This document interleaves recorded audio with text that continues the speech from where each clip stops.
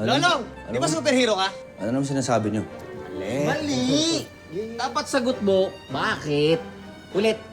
Di ba superhero ka? Bakit? Bakit?